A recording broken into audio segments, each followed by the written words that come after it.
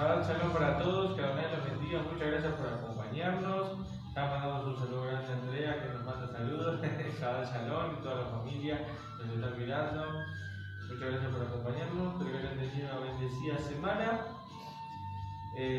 Nos encontramos cerca ya de lo que se viene, que es Shavuot, la fiesta del Pentecostés, conocida para el mundo cristiano, que en realidad es una fiesta judía, donde el Señor le dijo y le dio al pueblo de Israel los primeros 10 mandamientos. Después se iban a unir en lo que es la Torá, que son 613, pero ahí, lo que dicen los sabios judíos y los maestros, es donde Dios empezó a transcribir lo que era la Torá, ¿no? Y a pasar después a generación en generación, y sea el pueblo de Dios el que iba a ir guardando esos mandamientos que Dios había dado para el pueblo de Israel. Y coincide justamente después de las 7 semanas de Pascua y la cuenta de obra de los 50 días, que estaban los discípulos, así como estamos nosotros reunidos en la mesa, y cayó el Espíritu o la presencia de Dios como lenguas de fuego, dice el Nuevo Testamento.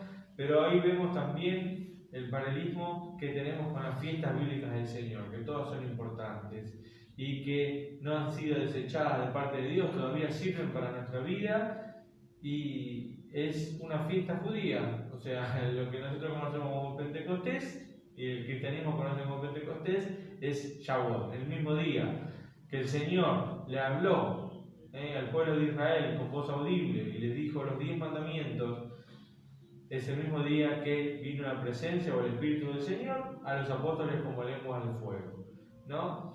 Y nos habla también ese momento que el pueblo, cuando escuchó la voz de Dios, quiso decirle a Moisés que hablara él con Dios y que él le pasara lo que dijeran para que no tuvieran temor de Dios y de su presencia, de su grande presencia. Lo mismo sintieron los apóstoles de Yeshua, que salieron ahí nomás a hablar en lenguas y que todos los entendían, y ese día fue que se convirtieron 3.000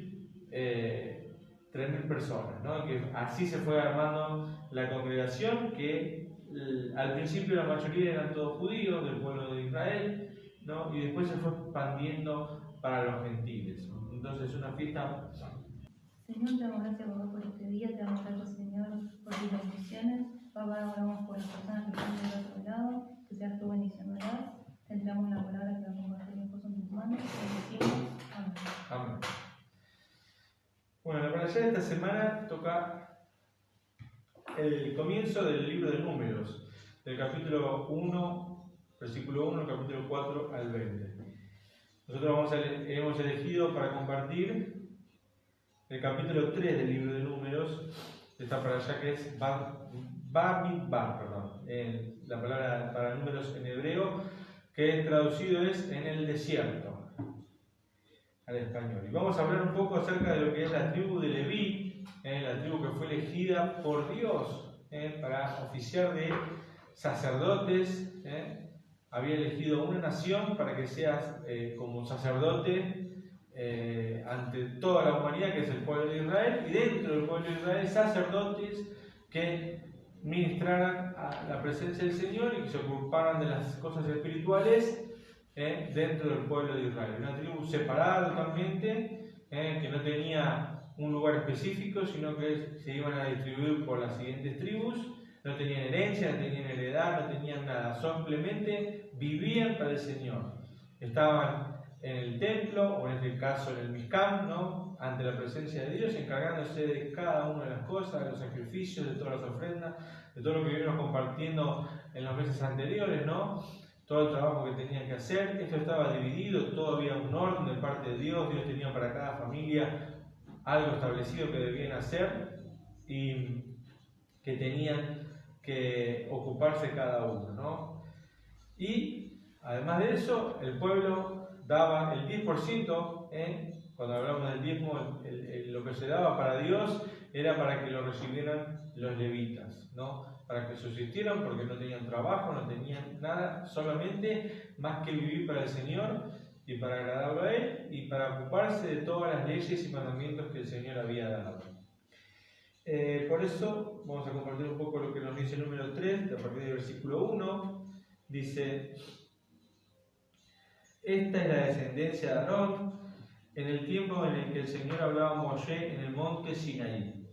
Estos son los nombres de los hijos de Aarón, Nadab, el primogénito, Abiú, Eleazar e Itamar. Fueron esos los hijos de Aarón, sacerdotes ungidos, consagrados para ejercer el sacerdocio.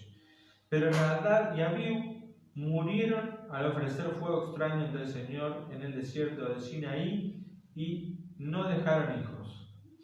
Ejercieron pues el sacerdocio entonces Eleazar e Itamar junto con su padre Aarón. Acá estamos hablando de la familia que Dios eligió como sumos sacerdotes de parte de Dios, que venía del linaje, por supuesto, de Leví. Aarón era el hermano de Moisés, y Moisés era el líder que guiaba al pueblo, pero no fue el sumo sacerdote de Israel, fue su hermano Aarón, el que Dios había elegido. Y de él, como hacían en los reyes, ¿no?, que su hijo heredaría en el trono. Bueno, acá estamos hablando, heredaban el sumo sacerdocio. El sumo sacerdote era el que tenía el cargo más alto en el Mishkan y era el que tenía la difícil tarea, ¿no?, de manejar todas las cosas espirituales, y era aquel que se le tenía permitido entrar al lugar santísimo una vez al año y tenía que estar 10 puntos, porque si no el fuego, la presencia del Señor, lo iba a consumir. De la familia de Aarón vienen Nadab y Abiú, ¿no?, que eran sus hijos primogénitos. Nadab era el primero y después venía Abiú. Y Nadab era el que se iba a encargar después de la muerte de Aarón de oficiar como sumo sacerdote, pero cometieron el error de tomar alcohol después de haber estado 7 días apartado y teniendo la presencia, sabiendo perfectamente, porque no nos tomó por sorpresa, sabían perfectamente, habían estado 7 días apartados, que era un lugar importante, santísimo, ¿no? Ellos fueron y ofrecieron un fuego extraño y la presencia de Dios los exterminó en ese momento, ¿no? Y irónicamente, a veces cuando escuchamos canciones cristianas que dicen que baje el fuego del Señor, si baja y el fuego los consume, olvidate. Está bien, algunos pentecostales van a decir sí, pero nos estamos refiriendo al Espíritu de Dios, la presencia de Dios como el fuego y esto y lo otro. Bueno, sí, pero a veces con nuestras palabras decimos, si no sabemos lo que es, si cae el fuego de Dios, morimos todos. Entonces, Nadab y Abiú perecieron y se acabó para ellos el sacerdocio, obviamente, y lo heredó el hermano por siguiente mayor, que era Eleazar, y después Itamar. De ellos va a venir toda la descendencia que viene después, ¿no?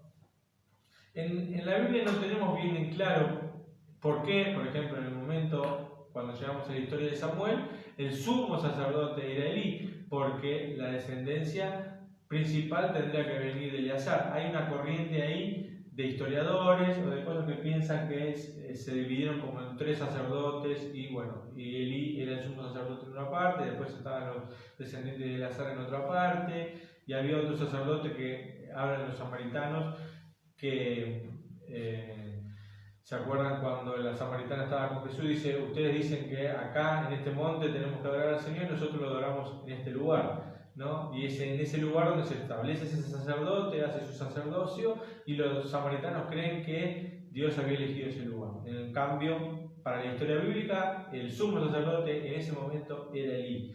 Pero el sumo sacerdote Elí, en la historia que relata la Biblia, ¿no?, tenía 2 hijos que eran Ofni y Fines, y ellos fueron nombrados en el libro de Samuel como hijos de Belial, o sea, hijos del demonio, ¿no? No tenían quizás el conocimiento en realidad no tenían relación con Dios, ¿no? Ofrecían holocaustos, hacían sacrificios, pero cometían un montón de equivocaciones. Estaban con las mujeres en el templo, se quedaban con el sacrificio de las personas, las cosas más gordas y pesadas se las comían ellos, que no era permitido para los sacerdotes, hacían ganancias deshonestas, cosas que estaban prohibidas y encima ser un sumo sacerdote, ¿no? Elí recibió la reprensión de parte de Dios, pero sus hijos no quisieron escucharlo, pero fue un tironcito de oreja, porque hijitos míos no están bien lo que hacen, nada más, y no los los puso en vereda como para decir, bueno, sean sacerdotes correctos delante de Dios, no ministren hasta que se arreglen con el Señor y hagan las cosas bien. Al contrario, se quedó callado, el tiempo pasó y vino la sentencia del Señor sobre ellos, murieron ellos, ¿no? Pero la descendencia siguió siendo sacerdote, ¿no? Por eso, por ejemplo, en el tiempo de Saúl, que el sumo sacerdote que estaba en Nob era Ahimelech, aquel que ayudó a David cuando éste se iba escapando, ¿no? Y que David no le dijo el verdadero motivo por el que se estaba escapando de Saúl, sino que le dijo que iba a una misión por Saúl, y es ahí cuando David come del pan que solo era permitido que comieran los sacerdotes.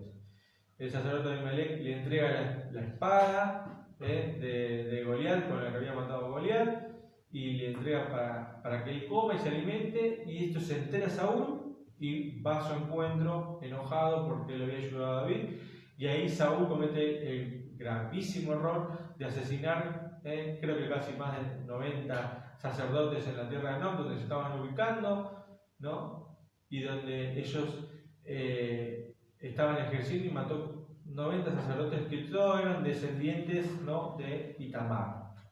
De Ahimelech, que lo matan en ese momento, Saúl y casi toda su familia, se salva a su hijo Abiatar, que se logra escapar, y es el que acompaña a David en todo su peregrinaje antes de que él ascienda al trono, ¿no? Y parte del reinado, y muchos años lo acompaña durante él que reina en Jerusalén, hasta que todos conocemos la historia de lo que hace David con Betsabé. Eso trae una consecuencia, que Amnón viola a su hermana después la aborrece, eso genera repudio en su otro hermano, medio hermano Absalón, que decide matar a Amnón, rebelarse del pueblo de Israel y decir, ahora voy a ser el rey yo, ir contra su padre. Cuando David se escapa, Abiatar se pone del lado de Absalón. Cuando Absalón muere y David vuelve a Jerusalén, David no lo mata, pero lo destierra del sacerdocio y le da el lugar de sumo sacerdote a Sadoc.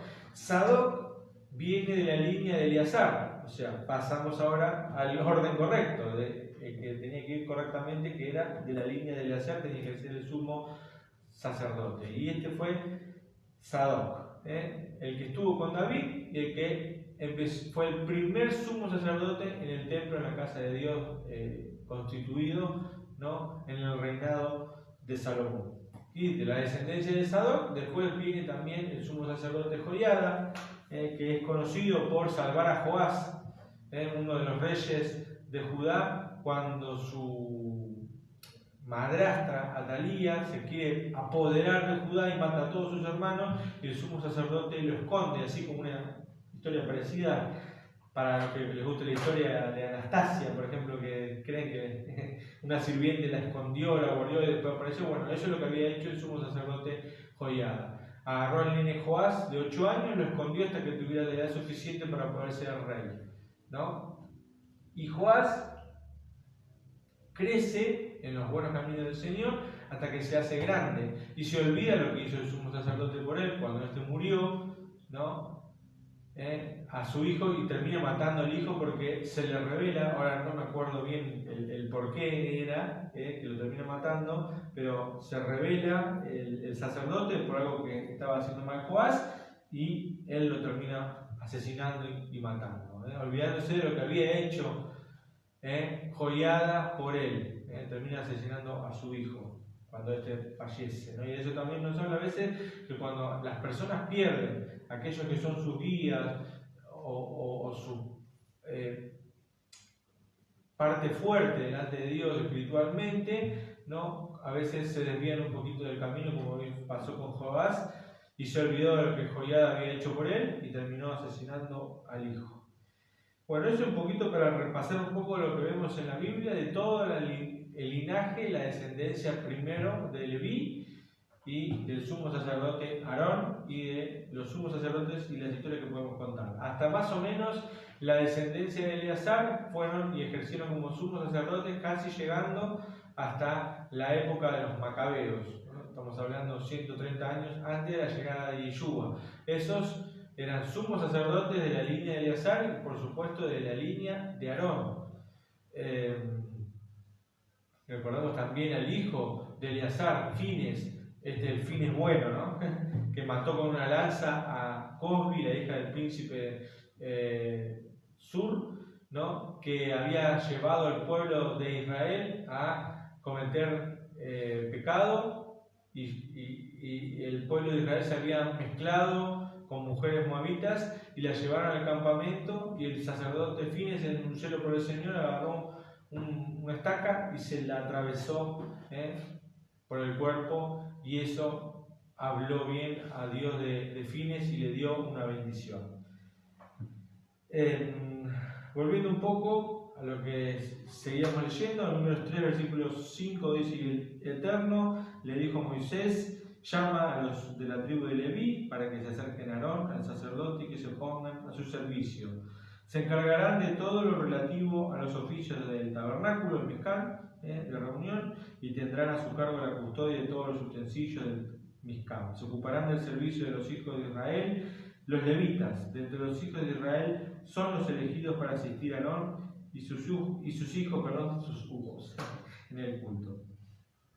A Aarón y sus hijos los encomendarás a las funciones sacerdotales, y el extraño que se acerque al santuario será castigado con la muerte. ¿No? En ese tiempo, el único que se podía acercar a la presencia de Dios era el sumo sacerdote en el lugar santísimo, y después los levitas eran los únicos que estaban encargados de servir. Ningún extraño se podía acercar, ¿no? Después, por ejemplo, en el libro de Isaías, el profeta Isaías dice de qué manera el eunuco o aquel que no es del pueblo de Leví o de Israel puede servir al Señor. ¿Y cómo los iba a aceptar? Bueno, aquellos que guardaban el Shabbat, que guardaran sus mandamientos, que se acercaran, que tuvieran el Shabbat como una delicia, ¿no? Y de esa manera iban a ser permitidos que estuvieran delante del Señor, en su presencia, ¿no? Y hablando, recordando, porque me fui por otra rama, ¿no? Que de la línea de Eleazar llegan hasta los macabeos, ¿no? Cuando pasa la revuelta macabeo y después entran los romanos, que después viene otra línea de sacerdotes, porque cuando nosotros leemos el Nuevo Testamento, bueno, alguno puede pensar, bueno, los sacerdotes que estaban peleando con Jesús son de la línea de Aarón, y no es así, ¿no? Después de la revuelta de los macabeos son exterminados, hay mucha gente del pueblo de Israel que está exterminada, la tribu de Leví, se pierde un poco el rastro, y los sumos sacerdotes que asumen no eran descendientes de Aarón, no eran descendientes de Leví, aunque ellos algunos decían que sí lo eran, que esto y lo otro, pero eran puestos por cuestiones políticas. O sea, los macabeos perdieron la guerra en el año 130, después vino la conquista del Imperio Romano, terminó esa tierra del Imperio Romano, y el Imperio Romano decidía quién gobernaba, no solo en la ciudad, sino también ponían sacerdotes que eran constituidos también a medida de lo que les convenía a ellos o lo que les favorecía a ellos. No son los sumos. O sea, el sumo sacerdote que se enfrenta a Jesús cara a cara no es descendiente de Aarón. Por ende, no sabemos bien, ¿no?, si eran personas, ¿no?, aprobadas por Dios para ejercer ese lugar o estar en ese lugar, porque Dios le había prometido la descendencia al hermano de Moisés, Aarón. Después, acá en lo que leímos anteriormente, ¿no?, todo lo que tenían que hacer los levitas, de todo lo que estaban encargados en la casa del Señor, ¿no? Yo me acuerdo cuando serví en las iglesias evangélicas que aquellos que servíamos la alabanza querían nombrar como levitas, ¿no? Y los levitas son descendientes de Aarón. No podemos llamar levita a un músico porque sirve en el altar, ¿no?, o en la iglesia, ¿no?, oficia de músico y es un levita. No, es una persona que puede servir a Dios, obviamente, todos podemos servir a Dios, tratar de acercarnos de corazón a Él. Podemos ir a una plaza, tocar una guitarra y también estar sirviendo a Dios. No necesariamente tenemos que estar en un templo, en una iglesia o en una diferente denominación. Todos podemos, gracias al Señor, servirlo. Pero ahora, darle la importancia del título de levita es solamente para aquellos que eran hijos y de Aarón eran los que se iban a encargar del templo, de la casa de Dios, y que seguramente en el día de mañana, cuando estemos en la presencia de Dios y que Él decida cómo son las cosas, se encargarán del pueblo de Israel los levitas que van a estar, como dice en el libro de Ezequiel, es un rey, Ezequiel, el libro de Ezequiel, el profeta, que dice que los levitas van a estar ministrando en el templo del pueblo de Israel. Todo para Dios vemos acá un orden. Aarón había sido elegido, pero después de toda la familia de Aarón, no es que solamente ellos iban a hacer todas las cosas, no. De la tribu de Leví había un montón de personas que estaban encargadas de un montón de cosas. Es así, por ejemplo, como Coré, que es el que se rebela contra Moisés, aparentemente queriendo anhelar tener también el sumo sacerdocio, ¿no? Porque ellos estaban encargados de estar ahí, de servir al Señor, de ministrar delante de la presencia de Dios. Como también acá dice, había coristas, cantantes, músicos, servían al Señor de otras formas, ¿no? Estaban ahí presentes, pero el deseo de querer ser sumo sacerdote hizo que se rebelaran contra Moisés y después terminaron pasando lo que ya conocemos, que la tierra abrió la boca y se los tragó a todos, excepto a sus hijos, que son los que escriben después algunos de los salmos, ¿no? Y que viene también de esa familia. Y podemos leer también lo que dice Dios acerca de la tribu de Leví, ¿no? En Números 3, versículo 11, dice: dijo el Señor a Moisés: he aquí que he tomado a los levitas de entre los hijos de Israel en lugar de todos los primogénitos, por lo tanto los levitas serán míos, así como todos los primogénitos son míos, pues el día en que herí a todos los primogénitos de la tierra de Egipto, santifiqué para mí a todos los primogénitos de Israel, tanto hombre como animal, míos serán. Lo ordené yo, el Señor, ¿no? Entonces hace una comparación el Señor con la tribu de Leví, con la comparación de los primogénitos. Como Él dice cuando sale el pueblo de Israel que todo primogénito debe ser entregado a Dios, dice: ahora los primogénitos de todo Israel vienen a ser los de la tribu de Leví. Son como mis hijos primogénitos. Ellos son los encargados de parte de Adonai de estar delante de la presencia de Mical y de ministrar y llevar la presencia de Dios al pueblo, ¿no? Después vemos que los levitas terminan siendo divididos entre familias, que vienen a ser los hijos de Leví, los gersonitas, que venían de la descendencia del hijo de Leví Gerson, los coatitas, que venían de la descendencia de Coat, y los meraritas, que vienen de la descendencia de Merari, ¿no? Podemos leer que dice: y dijo el Señor a Moisés en el desierto de Sinaí: cuenta a los hijos de Leví por casas paternas, por sus familias, de la edad de un mes para arriba. Moisés los censó conforme a la palabra del Señor, y estos son los hijos de Leví: Gerson, Coat y Merari. Y estos son los hijos de Gerson por su familia, Libni y Simei, y los hijos de Coat por su familia, Amram, Ishar, Hebrón y Uziel. De Amram sale después Moisés, Aarón y Miriam. De Ishar sale después Coré, que es el que se revela, ¿no? Los hijos de Merari por la familia Mali y Musi. De Gerson procede la familia de Libni y la familia de Simei, y estos son la familia de Gerson, ¿no? Y ahí sigue hablando, ¿no? De la familia de Gerson. Acamparon detrás de Piscán hacia el oeste, ¿no? Y el jefe de Gerson era Eliasaf, hijo de Lael. En el Mizcán, el santuario, quedó a cargo de los hijos de Gerson, la tienda, la cortina, el velo, la entrada del tabernáculo también, ¿no? Del linaje de Coat, de la familia de Amraritas, de los Sillitas, de los Hebronitas y la familia de Uzielitas, tales familias formaron el grupo de los Coatitas, ¿no? Y así iban encargándose toda la presencia de Dios en tres grupos divididos, que eran los hijos de Leví. Algo para destacar y muy importante. También tenemos uno de los profetas más importantes de lo que es la Torá y lo que es la palabra del Señor, que es Moisés, que viene de la tribu de Leví. Pero Dios escoge esa tribu primeramente no Abraham, después viene la descendencia de Isaac viene Jacob y Esaú, elija Jacob, ¿no? Y sigue acompañando a Jacob. Jacob tiene 12 hijos, y de esos 12 hijos, ¿quién va a ser de la tribu que va a salir los sacerdotes? De Leví. Y si nosotros leemos la historia de Génesis y la historia de Leví, a veces es como que nos va a costar un poquito decir, ¿por qué? ¿Por qué de Leví? ¿No? ¿Por qué? Porque Leví fue uno de los hermanos más bravos, ¿no? De parte de lo que hizo con José, ¿no? Que lo envidiaba, lo celaba, lo entregó a ismaelitas, ¿no? Lo llevaron a Egipto y todo lo demás. También cuando fue violada su hermana Dina, hizo creer al pueblo, ¿no? Que va, todos los hermanos, ¿no? A excepción obviamente de José, hicieron creer al pueblo que circuncidándose podían unirse a la familia, y eso era lo que habían arreglado con Jacob. Pero Siquem, que era el que había violado a su hermana, pero se había pegado su alma a ella y quería casarse con ella, ¿no?